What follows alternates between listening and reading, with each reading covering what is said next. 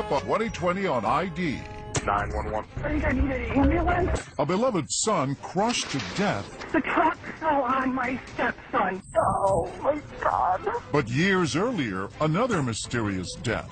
Was it a family curse, or was there a cold-blooded killer at the dinner table? To think that you can drop a 5,000-pound vehicle on your child and watch him die? A new wife goes undercover to learn the truth. I asked you if you pushed the truck. Family ties. Plus, he checked in, but he never checked out, except in a body bag. It was pristine. There's his business stuff, the stuff with his wife.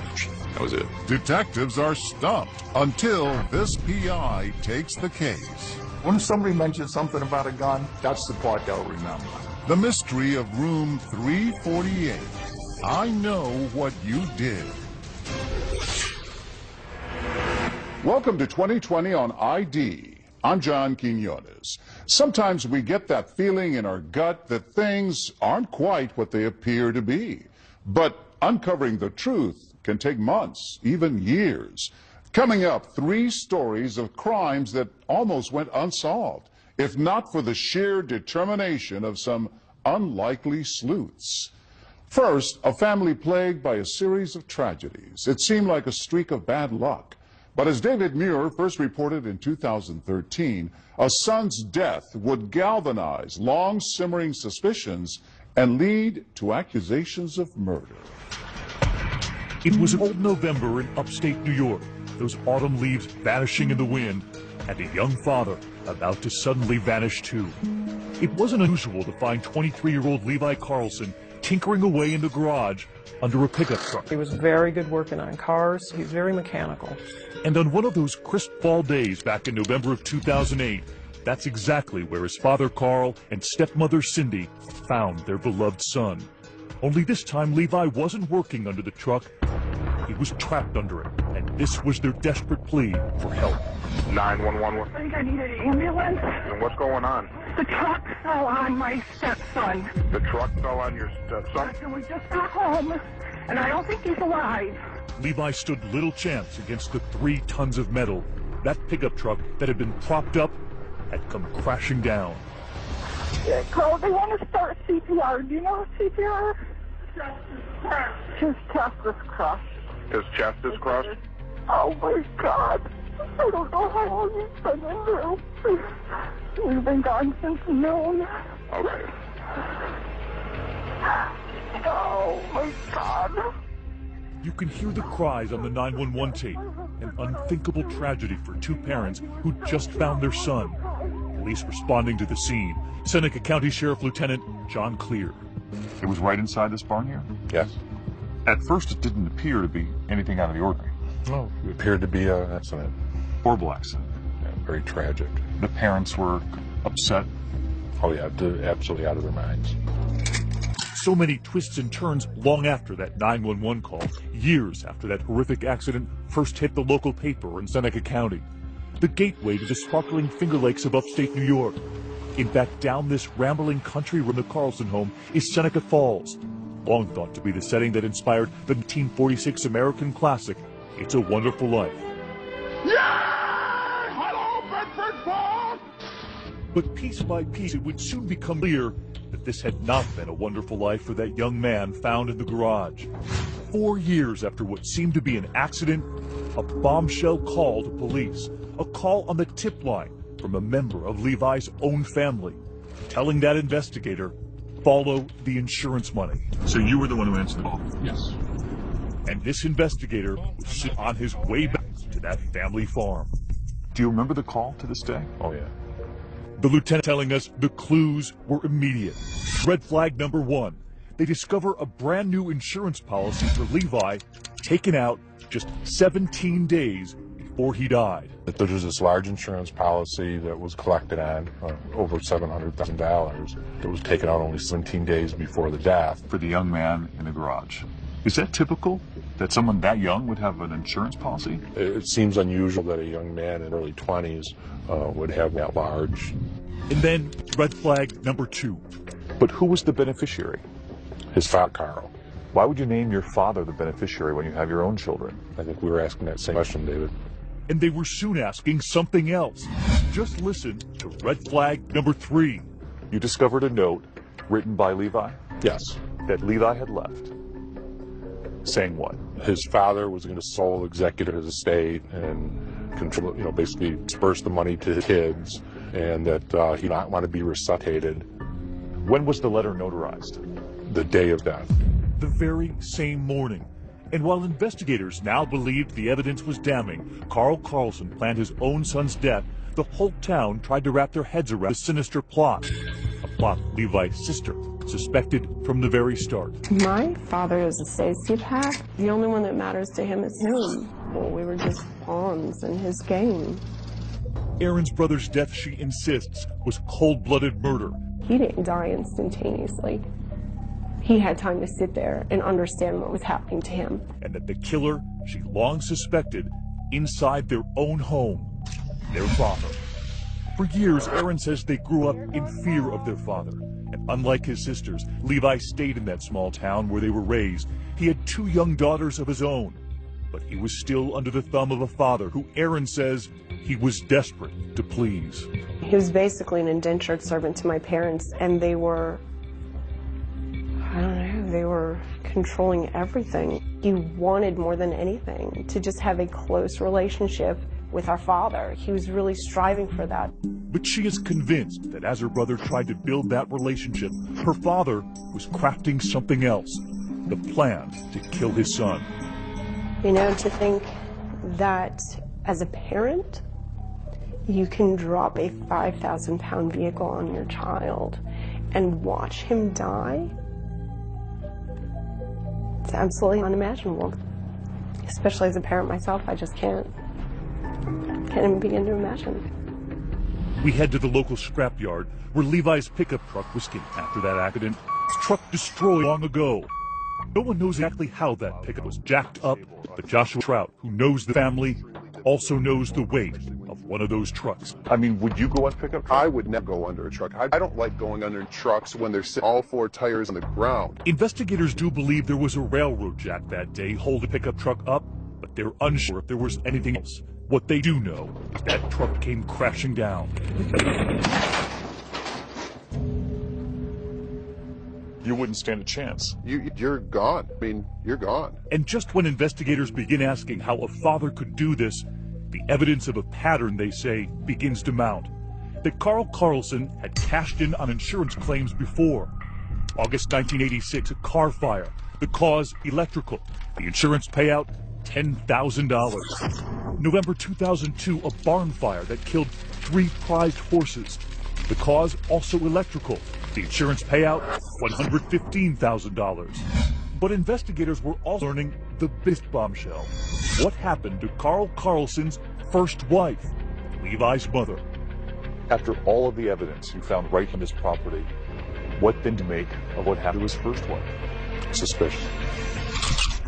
When we come back, another insurance policy, another horrific tale, almost impossible to believe.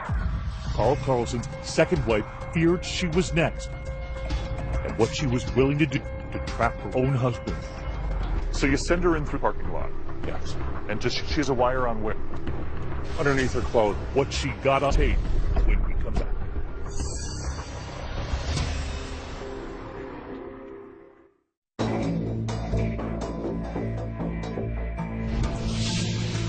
When Lieutenant John Clear reopened the investigation into Levi Carlson's death underneath that pickup truck, finding what he says is evidence his father was out for the insurance money, he never expected the dramatic turn the case was about to take all the way across the country in a small mining town in the Sierra foothills of California. While you were investigating everything that happened here, you discovered the story of his ex-wife. Yes. Could you believe it? It certainly raised a lot of concerns. The stunning discovery: Levi's mother, Christina, Carl Carlson's first wife, had died in a 1991 house fire. And who just happened to be the beneficiary of a $200,000 life insurance policy? Her husband, Carl. She'd been a vibrant, doting mother. You can see her here in home videos, holding one of her 3 young children. Aaron, Levi, and Katie. She literally did everything for me. She was just an amazing woman. But Aaron claims her mother was trapped in that marriage. My father had a very horrible temper, and it didn't take an awful lot to set him off. And my mother would take the brunt of it. She would not allow him to take it out on us.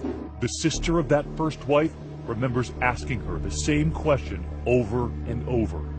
I kept asking her, why aren't you leaving him? Why aren't you leaving him? And I almost had her convinced to leave. We were this close when the fire came through. It was New Year's Day, 1991. The children were napping. Christina was in the bathroom when their home suddenly lit up into a kerosene-fueled inferno. I remember waking up and going to my bedroom door. I saw the flames. So I woke my sister up. My father, bust through the window and, got us out. Never once did he look panicked or frantic or frazzled, not even confused. He was just very calm and let's go. In the fire report, Carl Carlson told investigators that just 3 days before that fire, he'd repaired a broken window in the bathroom by boarding it up with a piece of wood and 17 nails. That window would have been his wife Christina's only way out. And then just a week after the fire, Carl hit the road, leaving California with his 3 young children, returning to upstate New York to be near his family. We all raised our concerns that we thought the fire looked very suspicious. That was 18 years ago. Now 2 deaths, mother and son, each with the big payout for Carl Carlson. Was he a man cursed with family tragedies? Or was he murdering his own family members for money?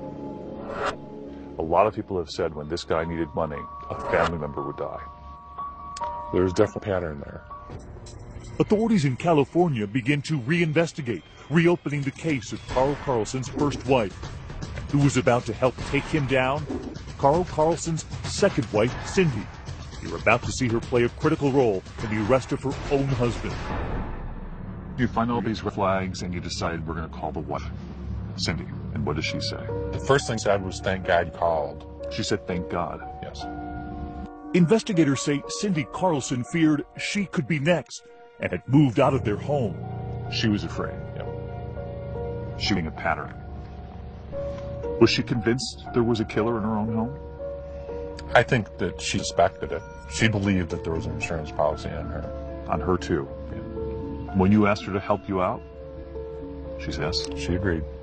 It was called Operation Abigail's, and it all went down at this local restaurant, known more for its chicken wings than their cover stings, and 2020 was taken right through it. So they walk in as a, she's got the wire on. Underneath her clothing. And what does he think he's walking into? He thinks he's coming to talk to his wife about getting back together. About conciliation. Yes. He has no plan to get together. No. She's here for you. Yes. Cindy sat down with her husband, that wiretap hidden, one intention, to catch Carl Carlson on tape confessing to Levi's murder. A confession she had told investigators he'd already made to her once before. So as they're sitting there at that, how many other undercover investigators are here in the restaurant? There was a total of 4. And this is what they got. I mean, you're sorry about it, right? Every minute. Okay, Carl, and I asked you if you pushed the truck, and you said yes. I didn't push the truck. I said I had nothing to do, but I said I took advantage of the situation once it happened. And that is exactly what I said. Carl, you told me that you didn't set it up that way, but when you were in there, you saw the opportunity. No, after it had happened, then I panicked and saw the opportunity to where, like what you wrote. That's exactly what I said. One of the most significant remarks was that he took advantage of opportunity. Opportunity. Very strange word for a father to use about a son's death. I would find it very unusual that a parent would refer to the death of their child an opportunity. Carl Carlson agrees to meet his wife again, but Cindy and that team of investigators have other plans. So you're all set? I'm all set. Okay. So he thinks he's coming to her again, Yeah. but you're waiting for him on, Yes. and you haul him in for him. Yes. How many hours? About 9.5. Almost 4 years to the day after Levi Carlson was crushed to death, Carl Carlson now sitting inside this interrogation room across from investigators. What killed him? The truck. How'd the truck kill him? It landed on him. And I had nothing to do with the truck landing on him. Nothing. Absolutely nothing. You haul him in, and you begin asking questions. How many different stories do you have? 3. Version 1, Carlson says he and his wife come home from a funeral and a dinner afterward to find Levi dead under the truck. But soon, version 2, he was now saying that he and his wife were preparing to leave for that funeral when he discovered his son in the garage, pinned under the truck.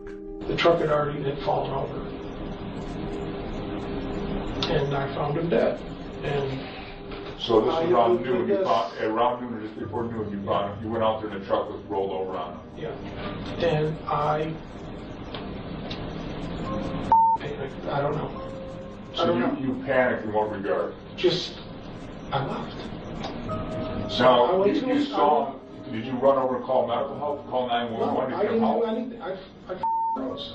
Now, was there a phone in the garage or a cell phone, or No. you run back to the house and call 911? No, I went to the funeral. So he saw his son trapped and dead on truck, still left for the funeral? Yes. He says that father didn't return until 4 hours later.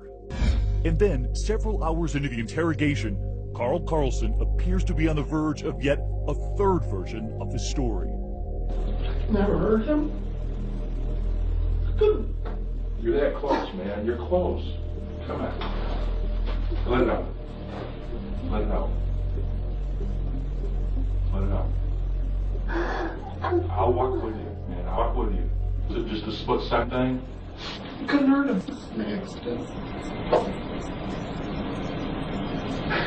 I opened the truck door. Okay. When they did it. Now, you see how it's happened? We've gone from he was dead and you walked in there to now that it fell and you opened the door. I know. So take the final step. There is no more. I stepped into the truck and the thing fell. And I was just scared. His son trapped by the truck, and yet they still the house? Yeah. Does that make any sense? No. I can't imagine walking away and leaving your child dying on the floor. They were going to a funeral, Yes. and yet many would argue he had just created one right in his own garage. It's fair to say that.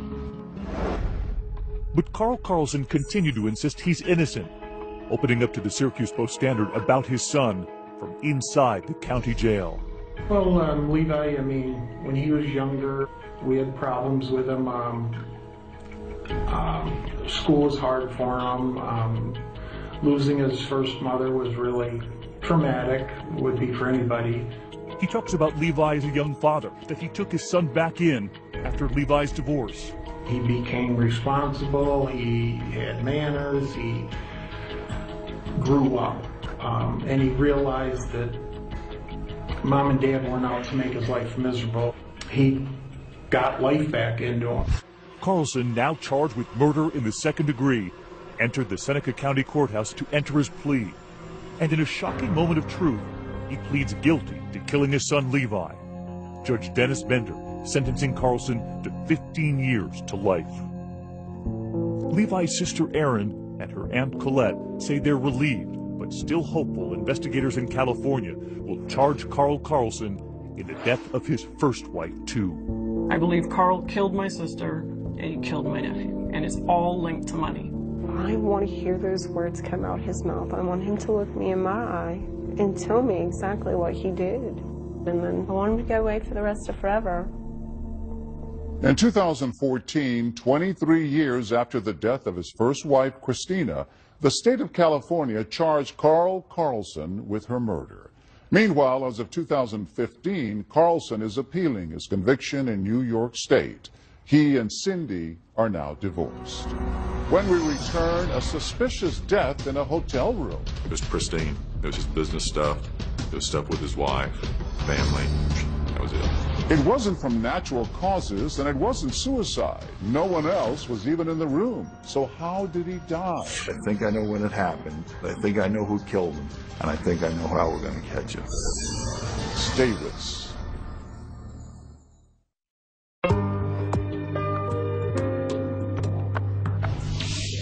Now the story of a family man who checked into a hotel but never checked out. As David Muir first reported in 2013, the mystery of how he died might never have been solved except for a determined widow and the private eye who saw what others missed. Drive along Interstate 10 long enough, and eventually you'll run into Beaumont, Texas. Home to Big Steer, Big Oil, and one big mystery. It happened here at the Elegante Hotel, not exactly the Four Seasons, although Greg Flanagan didn't mind it. He liked it here. But on September 15th, 2010, the oil man and devoted husband, seen here on hotel security footage, walked in and headed to his room. Hours later, he would check out in a body bag. He'll be missed, and by us that loved him, and such a good guy. When the sun rises that morning in Texas, Greg Flanagan does not. Detective Scott Apple is sent in. So you remember getting that call that Thursday morning? Yes, sir. And it just came in as a deceased person at one of our local hotels. With no clear signs of foul play, at first the veteran detective thought this was going to be routine. You'd heard heavy smoker, had been a drinker in the past. Yes. A lot of steak. Yes. So it wasn't. And never saw a doctor. So you thought this guy might have had a heart attack? That's what we had just figured it must be at the scene. Detective Apple heads to room 348, and inside that door, 55-year-old man, face down on the carpet. You open the door, right, and you see Greg Flanagan on the floor. Right there. Yes, sir. In fact, there's nothing to suggest this is a crime scene at all. Flanagan's cash is still in the room, candy and cigarettes on the bed, a soda on the table. At first glance, it looks like this must have been death from natural causes. This room was his home away from home. Right. Greg Flanagan had lived a good life. He had a great wife, success in the oil business, many friends, and few, if any, enemies. Give you not only a shirt off his back, but the shoes off his feet. Friend Miles Martin met Greg in the 4th grade in Louisiana, and those boys from the bayou maintained a friendship ever since. I thought, well, those damn cigarettes, they finally, they snuck up on him.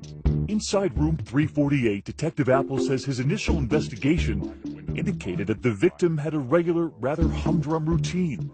Flanagan at home with his wife in Louisiana on the weekends, but during the week he would live out of a small suitcase here at the Elegante, doing pretty much the same thing every night.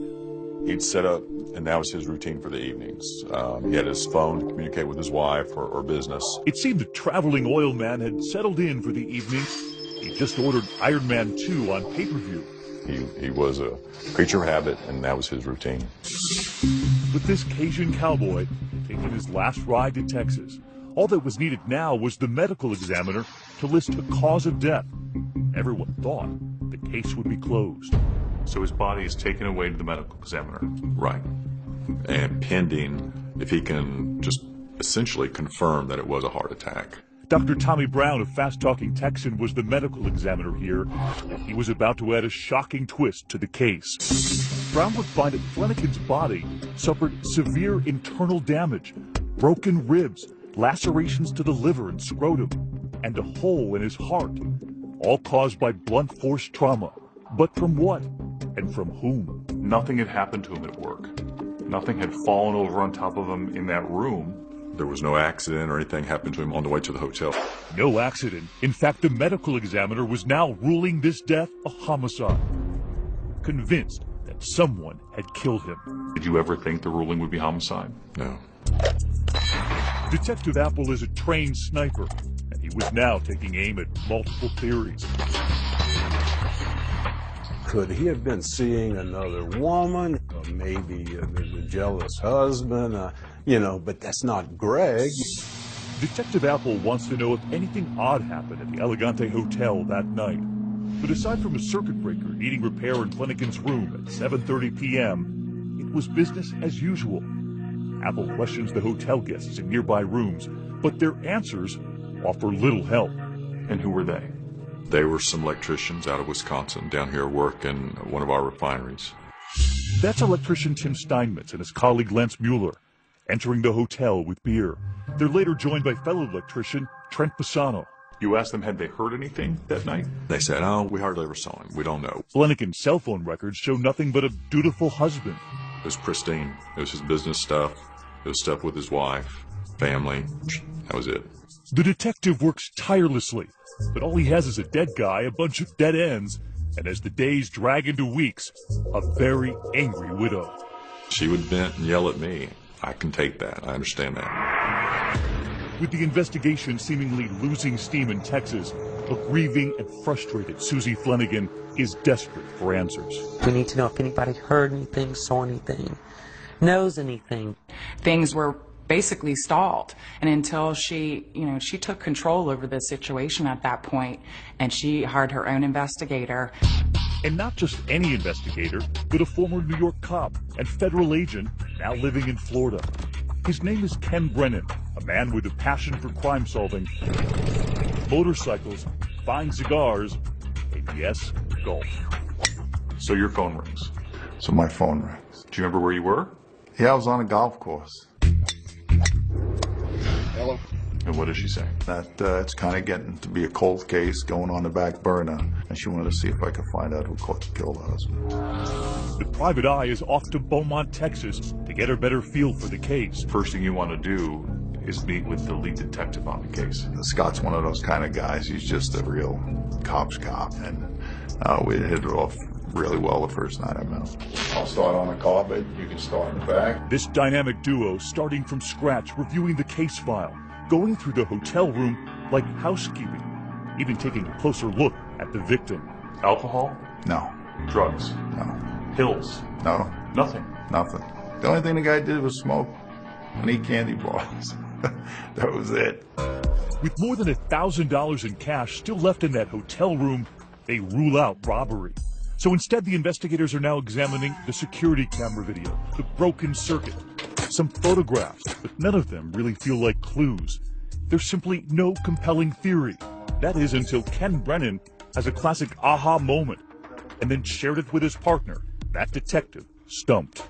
I said, I think I know how this guy died. I said, I think I know when it happened. I said, I think I know who killed him. And I think I know how we're going to catch him. The private eye convinced he's got it. Have you figured it out yet? When we come back.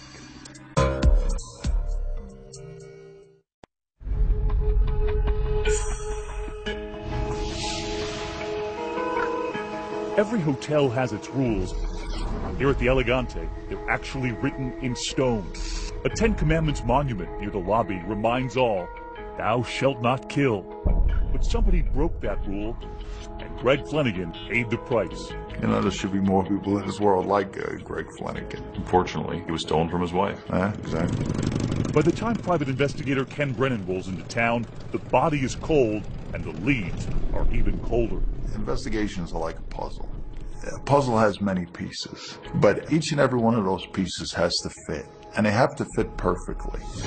While the whodunit remains a mystery, the private investigator hones in on the when. This happened between 8:30 and 9 o'clock at night. He loved the room ice cold. His wife always said that, he liked it like a meat locker. It was Flanagan himself who, while watching Iron Man 2 and making some popcorn in the microwave, tripped the circuit breaker. Part of the hotel goes dark. I said when they came in to reset the circuit breaker, I'm sure they shut everything down to reset the circuit breaker, so they shut off the air conditioning. It had to have happened in that window right after the maintenance guys left him. He was killed before he realized that the room got warm. Because he was so adamant about keeping the room freezing cold. Ice cold, exactly. And when detectives discovered that body, the room was boiling. No one had turned that air conditioner back on. Brennan theorized that perhaps the hotel blackout could have led to an argument between Flanagan and another guest who might have been ticked off. He must have had a confrontation. I said, we're going to find out that it was probably the two guys next door. Dead men tell no tales, but Brennan knows the living tell all sorts of stories. I know. that if the guys next door had anything to do with this, they're not going to keep it to themselves. If they were involved at all, if they got in a confrontation, they're going to tell their other co-workers. Detective Apple goes to find all of the co-workers of those 3 electricians staying next door to Flanagan.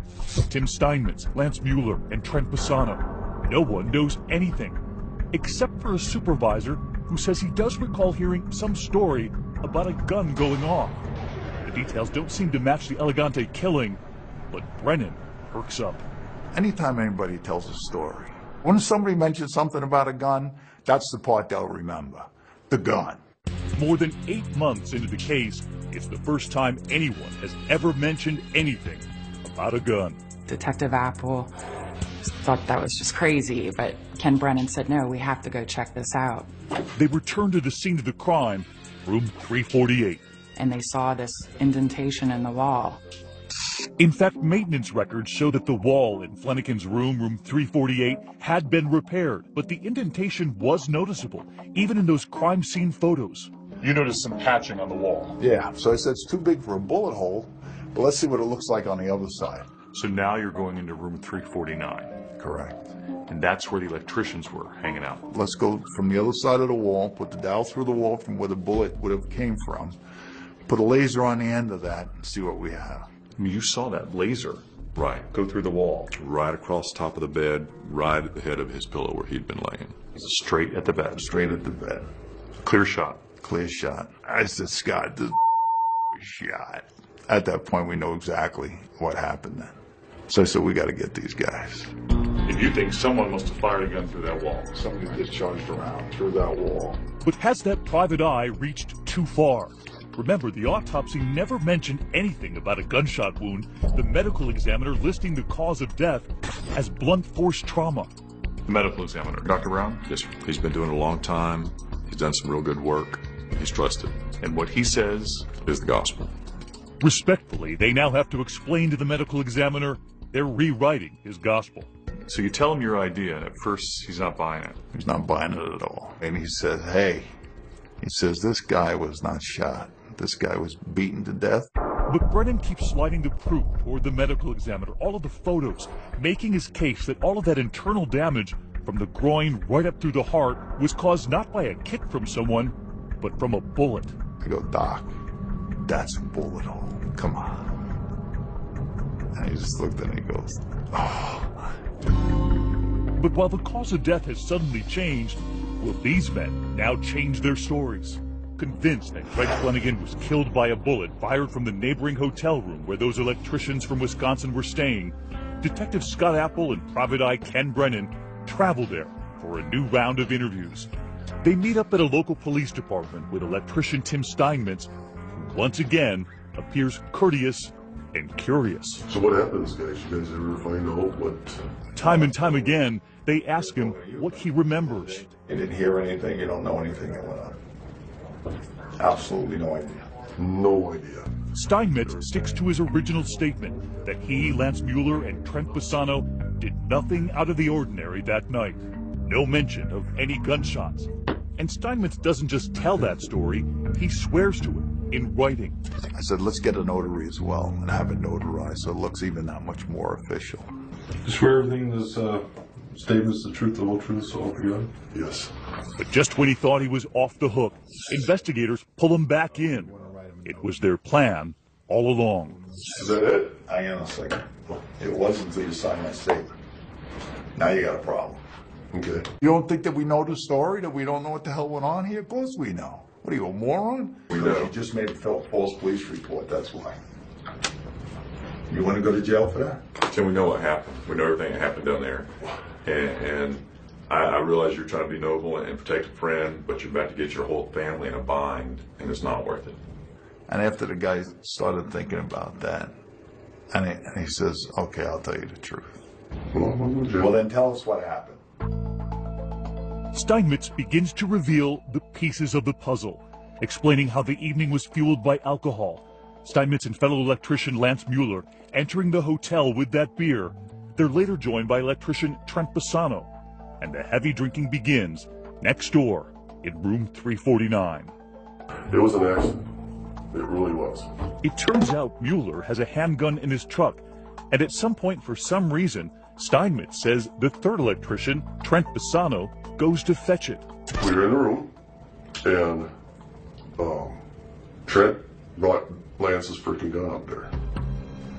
And Lance was f***ing over that gun, and he went and loaded it, pulled the freaking trigger, and the gun off. Later that day, they track down the third electrician, and Trent Bassano corroborates the story. Listen as he explains how he nearly became the victim in this case, saying the bullet just missed him. And he goes, "Spill!" And I went, "Oh!" like this, son of a bitch. And I looked, and there was a hole, and it was smoking. It turns out that private eye was right. The bullet slicing through the wall in room 349 and heading directly for Flanagan, striking him in the groin area and shooting straight up into his heart, all while he was sitting there watching Iron Man 2. All of that internal damage caused by a single shot, that 9mm handgun. Afterward, Mueller quickly packing up the gun and returning it to his truck, exiting the hotel with a bag, then returning moments later without it. And never telling anyone, those electricians try to cover both their tracks and that bullet hole. And what was it they put in there? Toothpaste. They put toothpaste in the hole, thinking no one would ever notice. Exactly. No one went to check on Greg. No one alerted the front desk. Never bothered to knock, never bothered to put their ear to the door, heard any moaning or anything, nothing. The next day, even when they see a body carried out on a gurney from the room next door, they say nothing. This is not an accident, you know? This is a murder. Pulled that freaking trigger, sat right there and watched him do it. The only man missing at Confession Central was the shooter himself. Watch as Apple and Brennan have Steinmetz call the gunman. Steinmetz urges Mueller to turn himself in. I said, they probably are going to come and get your ass. I don't know. But now that they know the truth and everything, you should probably try to make some kind of effort, you know. Listen in as Mueller realizes they've figured it out. He pleads no contest to a charge of manslaughter, a judge sentencing him to 10 years in prison. The others are not charged. I don't think he did the right thing. I don't think anybody did the right thing. Inside that courthouse, Susie Flanagan watching on, saying it all could have been avoided had they simply checked on her husband that night. Had he simply come forward, this would have been a completely different, quote, accident. She was disgusted with their behavior. She felt like they basically disregarded him as a human being. Susie did not want to go on camera trying to preserve that quiet life she and her husband once shared. But she did tell us of that private eye she hired. I would trust him with my life. What did Susie say to you? You know, she was determined that, you know, that there would be justice, that she would find out who killed the husband. And she was successfully able to do that. Next, the charming English boyfriend. Was he too good to be true? He was an international businessman, you say. With me, he was an international speed climber. A liar caught red-handed, and a group of women hell-bent on revenge. He needs to be stopped. Stay with us.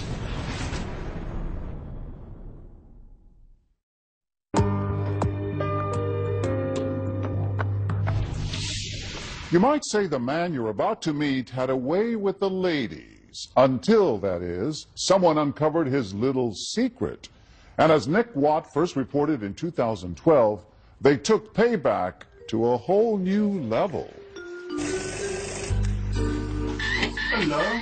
This is the moment caught on camera when a love rat and con man named Simon Reed met his match, confronted by 4 audacious women, 4 of the who knows how many ladies he's lied to, cheated on, taken for a ride.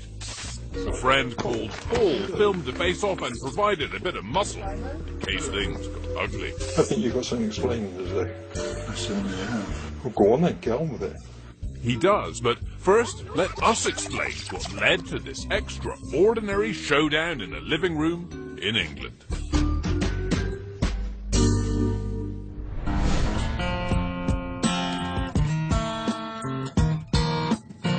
I first met Simon in June of 2008, because I'm kind of fond of Englishmen. I'm kind of an Anglophile. That's Andy, a massage therapist from Minnesota and the glue that binds our story together. Simon met Andy on an internet dating site and told her he owned a construction company. By the time our second date rolled around, I was pretty excited to see him. Andy and Simon even talked marriage. Then, one day, Simon just vanished. Fled back to England, leaving Andy bewildered. Back home, he soon hooked up with Joe, who got a very different version of Simon Reed's life story. With me, he was an international speed climber, and he was setting up his own business. He borrowed nearly $30,000 from Joe for the alleged business and never paid her back. And what was he doing with the money you gave? Spending it on June. June, of course, was another girlfriend, part of the welcoming committee that night. A little further down the overlapping line of relationships, meet Nicola, who also met Simon online. The dates were quite erratic because he was an international businessman, you see. Oh. And he was an account manager. Simon Reed was whatever he thought a woman wanted him to be, a devastating Casanova in a chameleon's skin. We gathered our Simon Reed survivors together in New York for a chat about the dastardly man they have in common. One of his initial stories was that he'd had a huge stroke and he'd learnt to walk and talk again. They were all initially drawn to his beautiful teeth. Not a trait the English are famed for. Each would eventually find out those teeth are also false. He told me he had been in an explosion when he was in the army and his teeth had knocked out. He told me they were veneers. He told me he lost them playing ice hockey. I spoke to his wife about the teeth and she said, yeah, that's a bit of a sore point with me. She said, I bought him those. Oh yes, did we mention Simon had a wife? She called Andy after Simon disappeared, and turns out they only live a few miles apart. Simon would tell his wife he was working on a construction site overnight and spend that night with Andy, and vice versa. Andy had heard enough. I decided to take matters into my own laptop. Andy wrote a searing posting about Simon on her blog. According to his wife, I ain't the first, she wrote. I am but one in a long parade of girlfriends he's had since they married 7 years ago. Joe and Nicola stumbled upon the blog while Googling Simon, trying to find out just how deep his lies went. And I nearly fell on the floor. So why did he do this?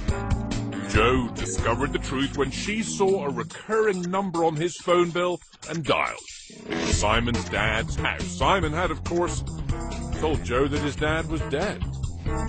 He said he's a pathological liar. Simon's own father said that? Yeah. Because I've been like this for years. Lying is just much easier than whatever the truth is for me. He needs to be stopped, and we all agreed. They decided to confront Simon, the love rat, with the help of Laura, Simon's latest paramour. So, 48 hours after Laura thought Simon was her soulmate that they would marry, she's staging a sting in her living room, inviting him round supposedly for a quiet night in. I'm sorry to everybody, I just... For somebody who's so eloquent with that you came up with, you've got very little to say, haven't you? This confrontation, I mean, he sounds like he kind of just rolled over. He had to. We locked all the doors. But he never asked to leave. I defrauded you out of this money. I mean, are the police coming? Oh yes. Simon Reed was sentenced to 30 months in jail for fraud for that money he borrowed from Joe under, of course, false pretenses. But this story may not be over. I don't really know what truth is from you, and I know it's wrong when I'm doing it. I just don't seem to stop myself. Do you think he'll do this again? Definitely. Yes. run for the hills. Cheers. Cheers. To Simon. To Simon Reed. As of 2015, Andy reports that she and the other women remain in touch. And she finally found that Englishman she always wanted. They are now married. I'm John Quinones. Please join us next time for another edition of 2020 on ID.